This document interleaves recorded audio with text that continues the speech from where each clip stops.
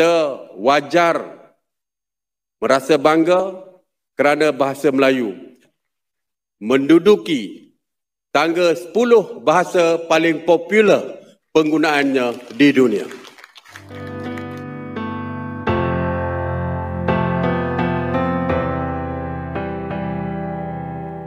Ada perubahan yang amat mencolok pada perhelatan Lomba Pidato Antarbangsa Bahasa Melayu di Malaysia.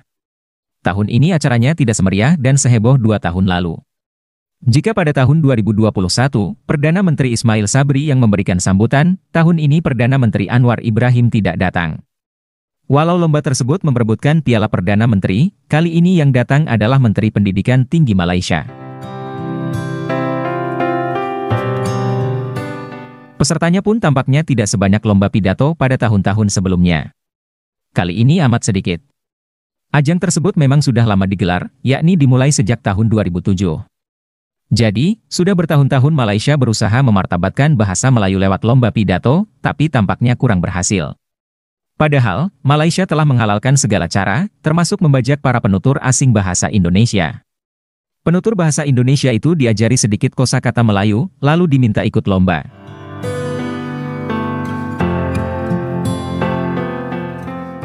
Begitulah curangnya Malaysia pada lomba pidato sebelumnya.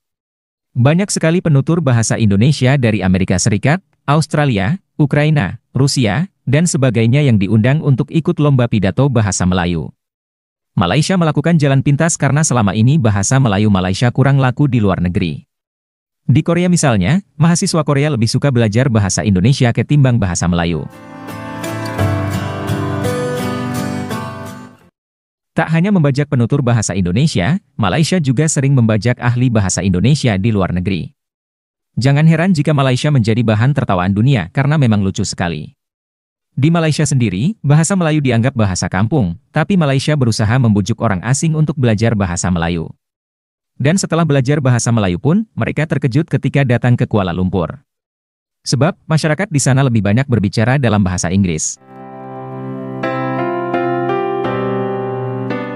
Jadi, upaya menduniakan bahasa Melayu terkesan hanya untuk gagah-gagahan, karena di Malaysia sendiri bahasa Melayu tidak bermartabat. Bahasa Melayu dianggap bahasa kampung, karena orang kota lebih suka bahasa Inggris. Yang lebih menggelikan lagi, Perdana Menteri Sabri berusaha mengesankan bahwa bahasa Melayu hebat. Caranya dengan melabeli bahasa Indonesia dengan sebutan Melayu. Tentu saja, kaum Melayu yang masih waras dan normal, akan malu sekali atas ulah Sabri ini. Mungkin karena sebagian kaum Melayu Malaysia merasa malu, kini sudah semakin sedikit pula yang berani mengklaim bahwa bahasa Indonesia sama dengan bahasa Melayu. Yang masih ngotot menyamakan bahasa Indonesia dengan bahasa Melayu Malaysia, tentu saja yang benar-benar tak punya malu saja. Nyatanya, bahasa Indonesia amat beda dengan bahasa Melayu, yang kini semakin layu. Kalaupun akhirnya kedua bahasa tersebut menjadi sama pun, itu berarti bahasa Melayu sudah banyak dipengaruhi oleh bahasa Indonesia. Sebab, bahasa Indonesia memang lebih modern dan hebat karena dikembangkan lebih dulu. Ketika Malaysia masih asyik dalam pelukan penjajah British pun, Indonesia telah mengembangkan bahasa Indonesia. Perdana Menteri Anwar Ibrahim tentu saja tidak sebodoh Perdana Menteri sebelumnya.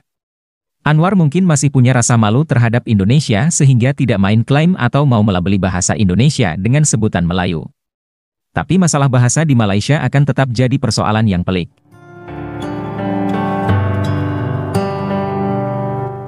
Semua itu terserah kaum Melayu Malaysia sendiri. Yang jelas, cepat atau lambat bahasa Indonesia akan semakin mempengaruhi bahasa Melayu Malaysia. Cepat atau lambat, bahasa Indonesia akan menenggelamkan atau mengubur bahasa Melayu Malaysia.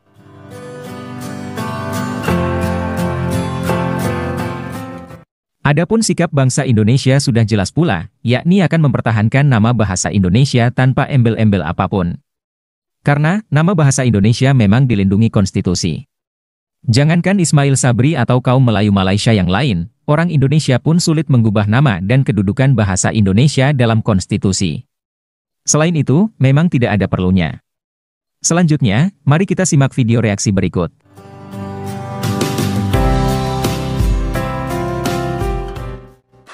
Hai guys, jumpa lagi. Kali ini kita akan membahas Lomba Pidato Bahasa Melayu di Malaysia. Berbeda dengan tahun-tahun sebelumnya, kali ini Perdana Menteri tidak datang pada perhelatan tersebut. Padahal, lomba pidato ini memperebutkan Piala Perdana Menteri. Menteri Pendidikan Tinggi Malaysia yang memberikan sambutan pun kali ini tidak menyebut jumlah penutur bahasa Melayu. Ini berbeda dengan Perdana Menteri Sabri yang pernah mengklaim bahasa Melayu dituturkan hingga 300 juta orang. Yuk kita simak pernyataan Menteri Pendidikan Tinggi Malaysia pada lomba pidato tahun ini. Sebab itulah kita menganjurkan pertandingan ini kerana kita mahu masyarakat dunia melihat bahasa kita, bahasa Melayu dengan segala keunikannya. Kita mahu mengangkat bahasa Melayu sebagai bahasa yang ulung, bahasa ilmu, bahasa yang menjadi perantara dalam membicarakan idea-idea besar dan mengujakan. Bahasa yang memukau anak muda untuk berkarya. Bahasa yang mengundang bijak pandai untuk menggali ilmu. Dan paling penting, bahasa yang menjadi wahana penyatuan bangsa dan etnik yang rencam dalam sebuah persekitaran sosial yang harmoni. Atas kesedaran itu, Kementerian Pendidikan Tinggi sentiasa mengambil beberapa langkah serius untuk terus menjadikan bahasa Melayu sebagai sebahagian daripada agenda penting pendidikan tinggi negara. Antaranya, lancaran pelan tindakan pemerkasaan bahasa Melayu sebagai bahasa ilmu di IPT. Di bawah pelan tindakan ini, Kementerian bersetuju dengan saranan agar mata pelajaran umum universiti yang diwajibkan kepada pelajar antarabangsa boleh digantikan dengan kursus bahasa Melayu komunikasi. Begitulah guys pernyataan Menteri Pendidikan Tinggi Malaysia. Selanjutnya kita simak lagi pernyataan Perdana Menteri Sabri 2 tahun lalu. Dari sini kita bisa melihat adanya perbedaan sikap pemerintah Malaysia. Yuk kita simak ya. Pada masa ini terdapat lebih 6,000 bahasa yang masih digunakan pakai. Akan tetapi, hanya 20 bahasa sahaja yang dikategori dan diberi taraf bahasa rasmi. Dalam konteks ini, kita wajar merasa bangga kerana bahasa Melayu merupakan salah satu daripada 20 bahasa itu. Dan menduduki tangga 10 bahasa paling popular penggunaannya di dunia. Sebagai keluarga Malaysia dan umpunya bahasa ibunda ini, kita harus rasa bangga kerana di celah-celah ruang penguasaan teguh bahasa Inggeris, bahasa Melayu tetap ampuh mencorak ritma yang terdiri dan sentiasa mekar di persada tamadung dunia. Semuanya hasil kesepaduan rumpun Nusantara yang terdiri daripada Malaysia, Indonesia dan Brunei Darussalam selaku pendukung utama.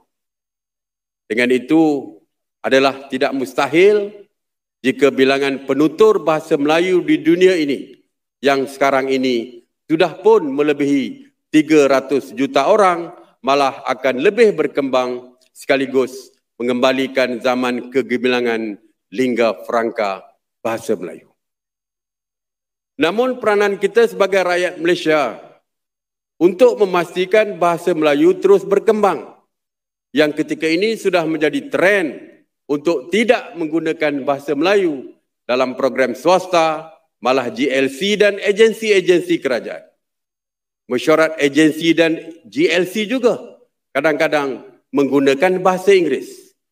Malah penggunaan nama-nama syarikat, penggunaan nama-nama projek perubahan, jenama-jenama produk kini sudah menjadi lumrah dengan tidak menggunakan bahasa Melayu. Saya berharap tiap persidangan, mesyuarat dan lain-lain mesti menggunakan bahasa Melayu selepas ini. Begitulah guys pernyataan Ismail Sabri 2 tahun lalu. Mungkin masih banyak kaum Melayu Malaysia yang berpikiran seperti Ismail Sabri, tapi ilusi semacam itu hanya sia-sia saja. Terima kasih sudah menonton sajian kami, sampai jumpa lagi.